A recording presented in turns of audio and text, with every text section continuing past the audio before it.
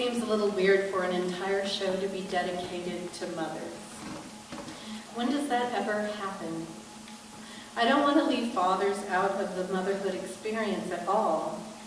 It's men, or at least a very small part of man, that made us mothers in the first place.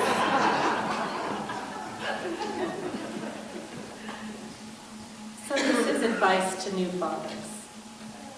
A new father needs to know that a woman who has just had a baby has absolutely no sense of humor.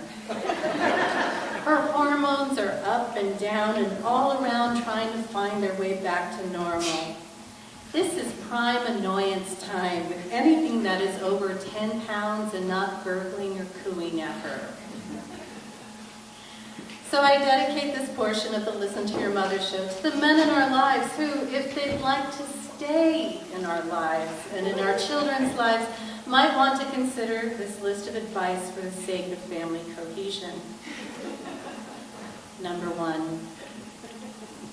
When you come home from work and your wife is sitting on the couch with your newborn in the exact same position you last saw her in 9 hours ago, don't ask, "What did you do all day? How come you didn't take a shower yet? How come you're still sitting on the couch? Or worse yet, what's for dinner?" The mother of your child probably tried to take a shower at least 10 times, and each time the baby demanded something until finally she said, "You know what, to heck with the shower." And you know how to operate a microwave oven, don't you? Number 2. If your wife is breastfeeding around the clock the first few months, don't open your mouth and say things like how you read an article about the baby should be on this feeding schedule or that one. Excuse me, when did you start lactating? And if she is walking around topless in the house in only a bra that isn't even completely on right, with the nipple hanging out, use your best manners. Pretend you don't see a thing. And definitely don't ask her to put her shirt on. Number 3. Don't talk about how easy the labor was and how quickly the baby came out to all your friends and family and the people in Safeway. Odds are that your perception of time and your wife's is nowhere near the same. I was in labor with my son for 21 hours, and my husband seems to think it was 90 minutes. Give in to your wife on how painful it is. You can guess, but her pain belongs to her. Number 4. Don't offer to babysit your own child. It is grammatically, semantically, and technically impossible to babysit your own child. You aren't watching the baby for your wife unless she had the baby by immaculate conception or with your best friend. You are watching your own kid. It's what you're supposed to do. It's not something you need to be praised for. She does it every day. Number 5. Do tell her she looks beautiful. She just had your kid, for goodness sakes. And don't whine about not getting right away. She just had something with a head the size of a melon push out of her. She just might not be overjoyed about the prospect of number 6.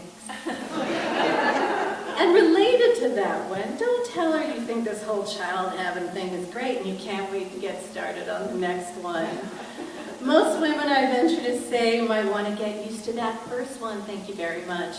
And also, judging by points 1 through 5 on this list, she might not want to have the second one with you. Number 7. She undoubtedly feels uncomfortably larger than you've ever seen her before.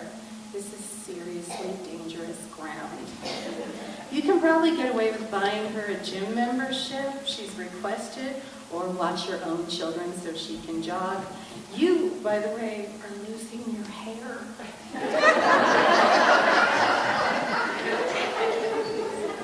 Is that a bear gut you're growing? least hers had a kid in it.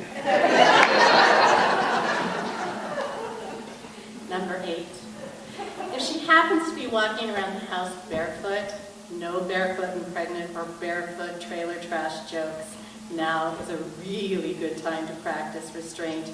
And don't put your quips about it on Facebook either. Dude, she's in your newsfeed. Number 9, change diapers. Nothing says we're in this together like a man who changes a diaper. Don't offer to do it, just pick Junior up and go for it. Nothing freaks out a mother more than making dinner and needing to change diapers at the same time whilst the husband is sitting on a couch watching a game. And finally, don't mention the need to go off on a guy's weekend or a hunting trip until your wife has already had an experience of equal freedom. Don't talk about vacations and the need to get away or that you feel constrained. Your wife has a parasitic being strapped to her nipples right now. She knows way more than you do about feeling tied down and constrained. I bet you've never had to run home because your breasts were exploding. You'll never be faced with the fact that you really want to eat a bowl of salsa, only to realize that Junior wasn't quite ready for you to eat salsa. Great idea. She gets to go off for a day, and then you get to go off for a day. Following this simple list might not ensure marital bliss, but you can be assured at least that she's not imagining your premature death while you sleep. Now get out there, fathers, and enjoy this trip we're taking together.